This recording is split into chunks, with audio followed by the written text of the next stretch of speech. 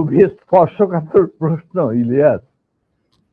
নিজের বাদ্য নিজে বাজানো অনেক সময় ঠিক হয় না, কিন্তু তুমি যখন প্রশ্ন করেই বসলে তখন স্যার একটা ভাবে ছোট্ট জবাব দেবো। স্যার এই এই আমার ইউটিউব চ্যানেলে আমি আজকে প্রায় 5 বছর হলো ভিডিও লাইভ করি, প্যাকেজ দেই। সো ফার আই রিমেম্বার আমার সবচেয়ে বেশি একসাথে ভিউয়ার ছিল সম্ভবত 20 বা 25,000। আমি মাত্র খেয়াল করলাম এই মুহূর্তে 1,70,000 মানুষ এট এ টাইমে ওয়াচিং আওয়ার ভিডিওস। এটা তো তোমার, the credit goes to you. No, credit goes to you, man. Goes to you. Well, I'm just মানে well যাকে হয় আল্লাহর ইচ্ছায় হয়। আমি একজন আমি এই জন্যই বললাম যে আপনার নিজের ঢোল আপনি যেটা মানে বাজানোর কথা বলছেন, আপনি তো বাজান নাই, 50 বছর চুপ ছিলেন। যেই স্বাধীনতা আপনারা এনে দিয়ে গিয়েছেন, সেই স্বাধীনতা না আসলে তো আজকের শেখ হাসিনা যে অবস্থায় দেশকে নিয়ে গিয়েছিল, সেই 75-এর পরে আর হয়তো 2-1 বছর লাগতো শেখ মুজিবের সেখানে নিয়ে যেতে। তো আমাদেরকে এই যে উদ্ধার করে দিয়ে গিয়েছেন, এই কৃতজ্ঞতা বোধটা বাঙালি জাতির নেই, যে কারণে আজকে মেজর শরীফুল হক ডালিম বাংলাদেশের মাটিতে নেই। অথচ আপনাদেরকে সর্বোচ্চ সম্মাননা দিয়ে আমাদের দেশে রাখা দরকার ছিল, সেই সম্মানটুকু আমরা দেখাতে পারি নাই বলেই মাঝে মধ্যেই আবার 2024 আসে। তো আপনি ওইটা নিয়ে আমার মনে হয় দেরি তো অবশ্যই হয়েছে, কিন্তু আমাদের জানা উচিত। এই জাতি প্রতিটা মানুষ জানতে চায় কি হয়েছিল 75-এর 15ই August.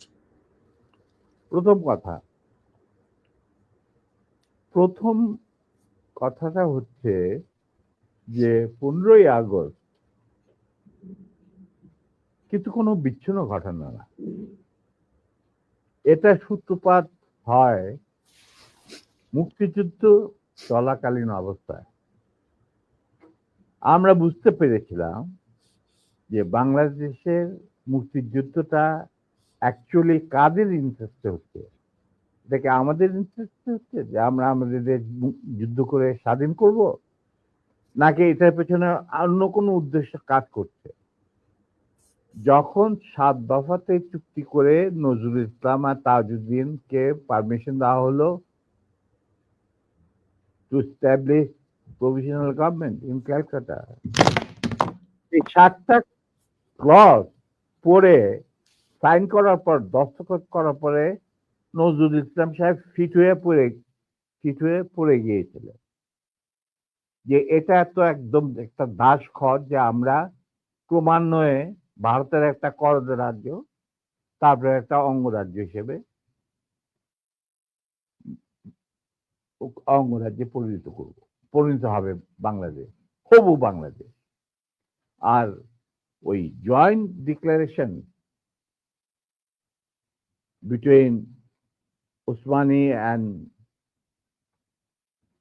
General Manekshaw joint command establish করার পর কথা ছিল যে general Usmani on behalf of Bangladesh government will invite General Manekshaw to come and be present as an auxiliary force commander, সহায়ক শক্তির কমান্ডিং চিফ হিসাবে in the surrender ceremony, but the instrument will be signed by the Mukti Fauj commander in chief, who was General Usmani, Colonel Usmani. কিন্তু সেটা হতে দেওয়া হলো না। 16ই ডিসেম্বরে যে সারেন্ডার সেরেমনি হলো রেস্ট করতে, সেখানে পরিষ্কার বাংলাদেশের জনগণ দেখতে পেল যে পাকিস্তান আর্মি সারেন্ডার করছে ভারতীয় সেনাবাহিনীর কাছে, এবং সেখানে সাইন করছেন আরোরা ভারতীয় বাহিনীর পক্ষে, আর ওদিকে নিয়াজি পাকিস্তানি আর্মির পক্ষে। সেখানে মুক্তিযোদ্ধারা কোথায়? আমরা পরে থাকলাম ঝাড়ুদার হিসাবে ইন্ডিয়ান আর্মির রাস্তা পরিষ্কার করে দেওয়ার কাজে, বনে বাজারে। আমাদেরকে কোনো শহরগঞ্জে ঢোকার পারমিশন দিল না মুজিব সরকার, মানে তাজউদ্দিনের সরকার, আওয়ামী লীগ সরকার। সেই অবস্থায় কি প্রমাণিত, এটা এই ঘটনায় কি প্রমাণিত হলো? ইন্ডিয়া প্রমাণ করলো সারা বিশ্বে যে বাংলাদেশের জনগণ নিজেরা যুদ্ধ করে দেশ স্বাধীন করেনি। বাংলাদেশ নামক একটি রাষ্ট্র প্রিমেচুরলি জন্ম দেওয়া হয়েছে as an outcome of Indo Pakistan war, যেখানে ইন্ডিয়া জিতেছে। এইটা হলো ইতিহাসের শুরু। তারপর মুজিবকে যখন ছাড়া হলো, সে তো কিছুই জানতো না যে দেশ স্বাধীন হয়েছে, কোনো মুক্তি ফৌজ বলে কিছু ছিল, হাজার হাজার লোক দেশচ্যুত হয়েছে, প্রাণ হারিয়েছে, কি জানতো। সে তাকে যখন ছেড়ে দেওয়া হলো, তখন ইন্দিরা গান্ধী তাকে পাকিস্তানে ফোন করে বলল যে, ফোন করলো মুজিব, ফোন করে বলল যে আমি দেশে ফিরে যাচ্ছি। তখন ইন্দিরা গান্ধী যাওয়ার আগে আপনার সাথে দেখা করে আমি আপনাকে কৃতজ্ঞতা জানতে চাই। তো তখন ইন্দিরা গান্ধী বলল, কৃতজ্ঞতা জানাবেন, আপনি ফোন না করলে আমি আপনাকে ফোন করতাম, আপনাকে ঢাকায় সরাসরি আপনি যাবেন না, আপনি নয়াদিল্লি হয়ে যেতে হবে। মুজিব সেটাই করলেন, তিনি চলে গেলেন নয়াদিল্লি, লন্ডন হয়ে। সেখানে কি হলো, যেই 7 দফা চুক্তিতে সাইন করার পর প্রবাসী সরকার গঠন করেছিল তাজউদ্দিন আর নজরুল ইসলাম, সেই আওয়ামী লীগ বাংলাদেশে ক্ষমতা গ্রহণ করলো সারেন্ডারের পর। ওই 7 দফা ভিত্তিতে, এবং সেই 7 দফাতে মুজিব স্বাক্ষর দেওয়ার পর ফিরে গিয়ে তিনি ক্ষমতা নিজে হাতে নিয়ে নিলেন। তাজউদ্দিনকে বললো, তাজউদ্দিন তুমি প্রাইম মিনিস্টার থাকবা না, আমি হমু প্রাইম মিনিস্টার। তারপর কি হলো, কোনো নির্বাচন নাই, কিছু নাই। ওই 70-এর নির্বাচনের সুবাদে তারা ইন্ডিয়ার 4 স্তম্ভ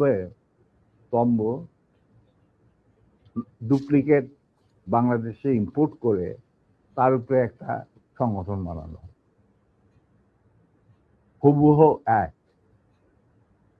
শুধু তাই না, রবীন্দ্রনাথ ঠাকুর, যাকে নিয়ে আমরা নাচানাচি করি এবং অনেকের মানে ভাসে যায়, আপ্লুত হয়ে যায় আবেগে, এই রবীন্দ্রনাথ ঠাকুর একজন ইন্ডিয়ান নাগরিক এবং ইন্ডিয়ার জাতীয় সঙ্গীতের রচয়িতা। আমাদের দেশে তার চেয়েও প্রতিভাবান কবি কাজী নজরুল উপস্থিত থাকা সত্ত্বেও আমরা সেই ভারতীয় নাগরিকের একটা গানকে আমাদের জাতির উপরে চাপে দেওয়া হলো জাতীয় সঙ্গীত। পৃথিবীর ইতিহাসে এমন কোন নজির আর দ্বিতীয়টা আছে বলে আমি মনে করি না।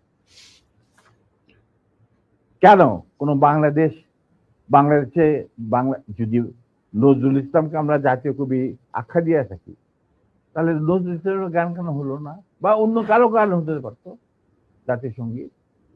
ভালো ভালো কবি সাহিত্যিক ছিলেন আমাদের দেশে, কিন্তু পৃথিবীর ইতিহাসে কোথাও নাই যে বিদেশি এক নাগরিকে যে নাকি তার দেশের জাতীয় সঙ্গীত রচনা করেছে এবং আমাদের শুদ্ধ স্বাধীন বাংলাদেশে এসেও আমাদের জাতীয় সঙ্গীত রচনা করতে হবে।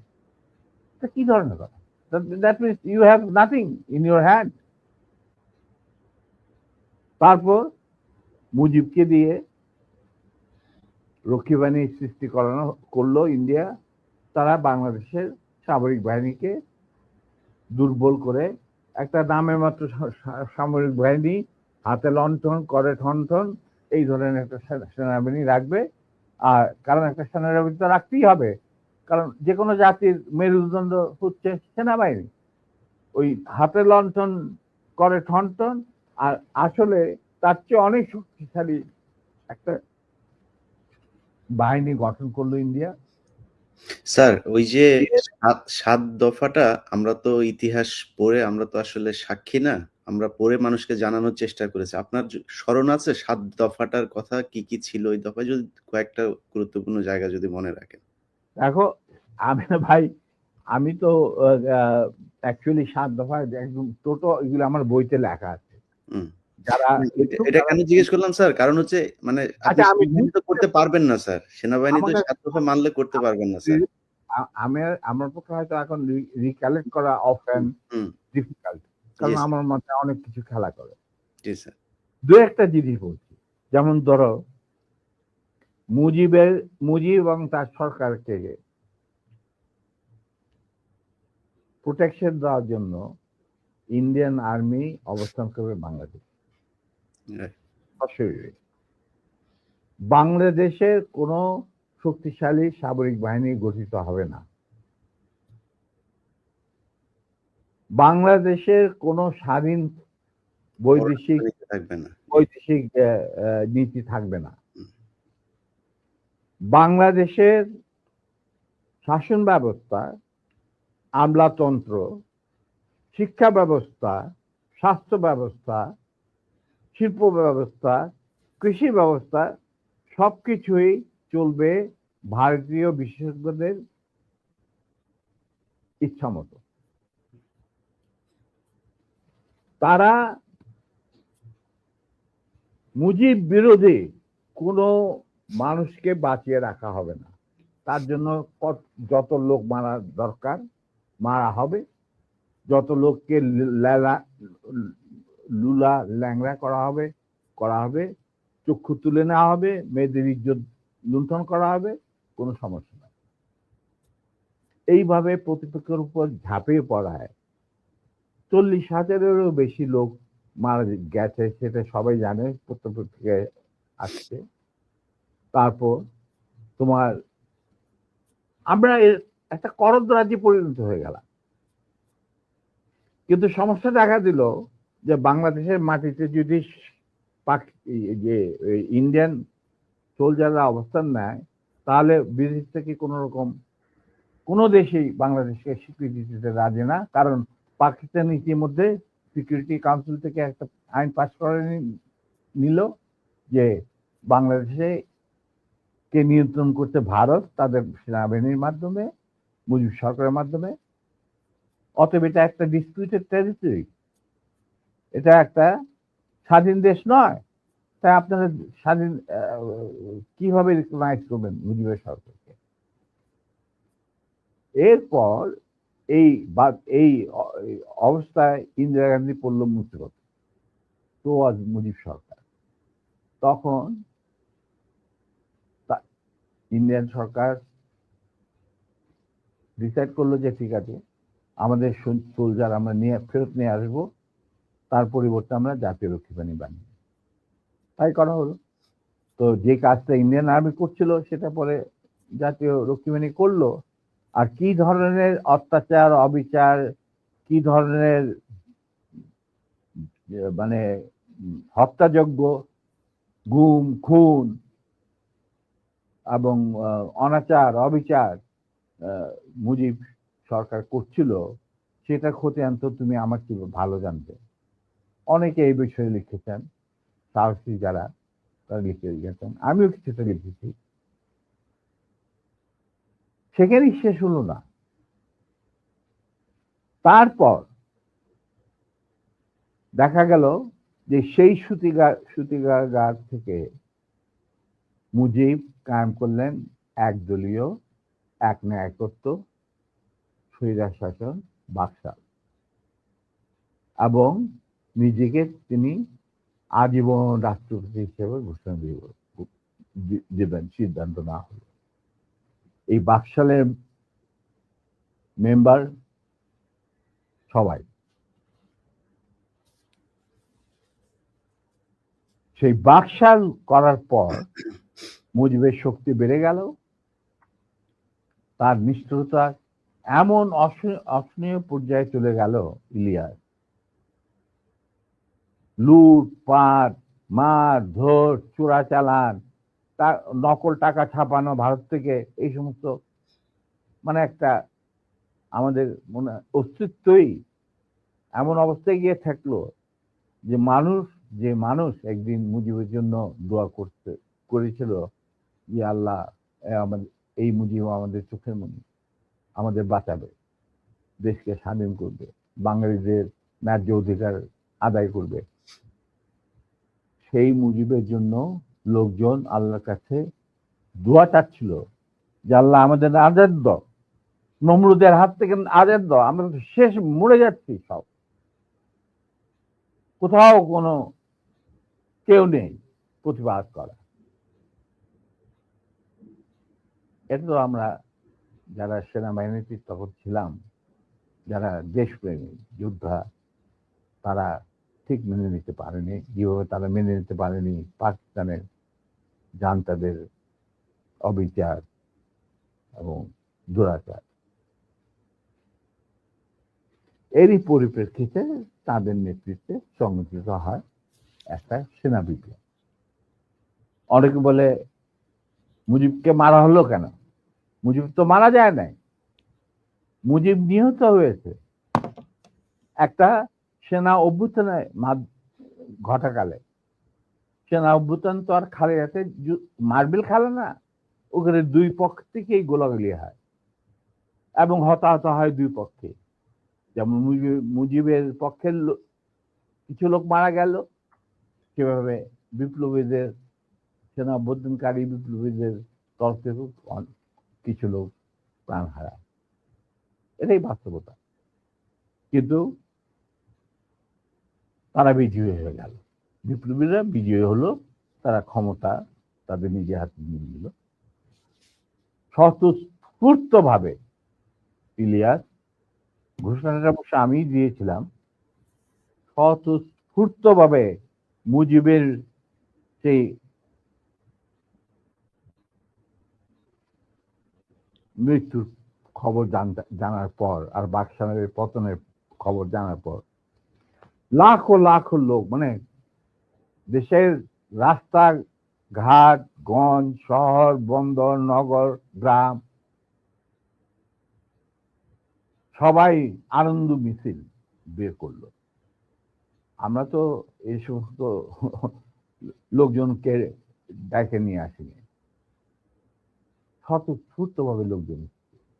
আর যে সমস্ত রাজনৈতিক নেতা বা দলগুলো আন্ডারগ্রাউন্ড ছিল, তারাও জনসমর্থন নিয়ে রাস্তায় চলে আসে। এইভাবেই জনস্বীকৃতি পেয়েছিল 15 আগস্টে 32 সামরিক অভ্যুত্থান।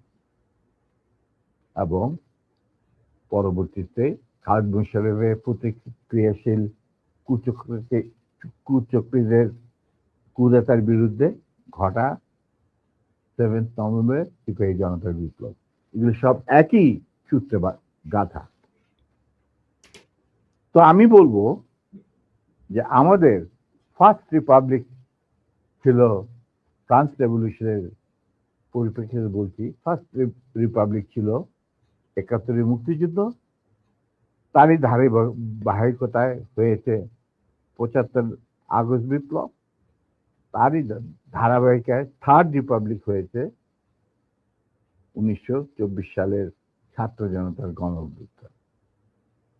এখন যেহেতু আমি বলেছি যে সম্পূর্ণ বিজয় আমাদের এখনো অর্জিত হয়নি, চলমান বিপ্লবের গতিধারায় সংগঠিত হবে চতুর্থ রিপাবলিক, মানে চতুর্থ বিপ্লব। আমি এবং আমার সাথী ভাইরা যারা এখনো বেঁচে আছেন, যে অবস্থাতেই আছেন, আমরা যদি আমাদের বর্তমান প্রজন্মের বিপ্লবীদের, ছাত্র জনতা তাদের বিপ্লবী কর্মকাণ্ড কাণ্ডে কোন রকম অবদান রাখতে পারি আমাদের নিজস্ব অভিজ্ঞতা, যোগাযোগ থেকে, তাহলে আমরা সেটা করতে প্রস্তুত, পিছপা হব না ইনশাআল্লাহ। এবং আমরা তাদেরকে শ্রদ্ধা, সালাম এবং বিপ্লবী সালাম সাথে মন থেকে দোয়া করছি যে তাদের বিপ্লব যাতে ব্যর্থ না হয়, তারা যাতে বিজয় সংগঠিত করে বিজয় অর্জন করে, তারা যাতে একটা সুখী, সমৃদ্ধ, শক্তিশালী বাংলাদেশ গড়ে তুলে তাকে দুর্জয় ঘাঁটি হিসেবে স্থাপিত করতে পারে। এই আমার বক্তব্য। আচ্ছা আমার চাওয়ার কিছু নাই স্যার, কিন্তু একটা কোশ্চেন, ধরেন আপনি যে বিপ্লবের কথা বললেন, ধরেন 24-এর বিপ্লবের যারা নেতৃত্ব দিয়েছে তারাও আমার এখানে কথা বলেছেন। আপনার লাইভে এই মুহূর্তে 4.5 লাখ মানুষ দেখছে, এবং আমি কমেন্টগুলো পড়ছিলাম, আমি বোঝার চেষ্টা করছিলাম যে আসলে কি। আমার মনে হয় এ পর্যন্ত কয়েক লাখ কমেন্টের মধ্যে বোধহয় 10টা কমেন্ট পড়েছে আপনাকে গালি দিয়েছে বা আমাকে গালি দিয়েছে। এত জনপ্রিয় একজন মানুষ, আপনি দেশ থেকে চলে যেতে হলো কেন স্যার? সেই কাহিনীতে এই মুহূর্তে যাওয়া ঠিক হবে কি? মাফ করে দিয়েছি। জিয়া রহমান আমাদেরই একজন ছিলেন। আচ্ছা, to be frank with you, উনি কোরআন শপথ নিয়ে আমাদের সাথে কাজ করতে রাজি ছিলেন, কিন্তু পরবর্তী পর্যায়ে তিনি তার নিয়ত থেকে সরে আসেন। তার জন্য তো আমরা দায়ী নয়, উনি দায়ী। এবং যদি ভালো করে থাকেন সেটা প্রাপ্য তিনি হয়তো পেয়েছেন, যদি খারাপ করে থাকেন সেটা আমাদের সাথে না চলায় যদি তার কিছু খারাপ হয়ে থাকে, তার জন্য তো আমরা দায়ী নই। তবে হ্যাঁ, একটা সময়ে আমি যখন চীনে ছিলাম রাষ্ট্রদূতাবাসে, তিনি আমার বাবা কিন্তু জিয়া রহমানের ক্যাবিনেটের সিনিয়র মিনিস্টার পদে নিযুক্ত